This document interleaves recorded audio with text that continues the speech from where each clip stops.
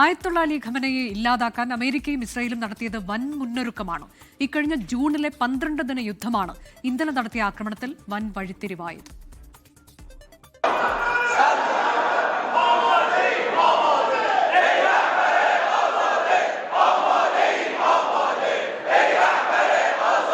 അത്ര പെട്ടെന്നായിരുന്നില്ല ഒന്നും.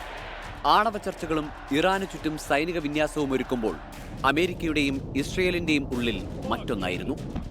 ആയത്തുള്ള അലി ഖമനേയി. മാസങ്ങൾക്ക് മുന്നേ അമേരിക്കൻ രഹസ്യാന്വേഷണ ഏജൻസി CIA ഇതിനുള്ള നീക്കങ്ങൾ തുടങ്ങി.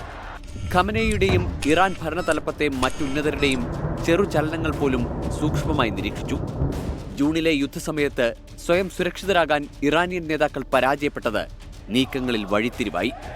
ടെഹ്റാൻ നഗരത്തിന്റെ ഹൃദയഭാഗത്ത് ശനിയാഴ്ചകളിൽ രാവിലെ നേതാക്കൾ പതിവായി യോഗം ചേരുന്നത് രഹസ്യാന്വേഷണ ഏജൻസികൾ കണ്ടെത്തി. ഊഹാപോഹങ്ങൾ ഏറെ ഉണ്ടായെങ്കിലും ഈ സമയങ്ങളിലൊന്നും ഖമനേയി മറ്റെവിടെയും പോയിരുന്നില്ല. ഈ വിവരങ്ങൾ വീണ്ടും വീണ്ടും പരിശോധിച്ച് ഉറപ്പിച്ച ശേഷമാണ് ഓപ്പറേഷൻ എപ്പിക് ഫ്യൂറിക്ക് ഇരു രാജ്യങ്ങളും തയ്യാറെടുത്തത്. ഇരുട്ടി വെളുക്കും മുന്നേ ആക്രമണം. രാവിലെ 6 മണിക്ക് ഇസ്രയേലിൽ നിന്ന് ടെഹ്റാൻ ലക്ഷ്യമിട്ട് യുദ്ധവിമാനങ്ങൾ പറന്നു. 2 മണിക്കൂറും 5 മിനിറ്റും എടുത്ത് ലക്ഷ്യസ്ഥാനത്ത് ആക്രമണം. ലഭിച്ച വിവരങ്ങൾ ശരിവെക്കും വിധം അടുത്തടുത്ത കെട്ടിടങ്ങളിൽ സ്ഫോടനം.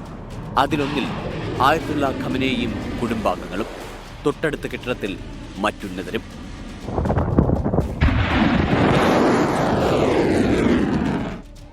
International desk 24.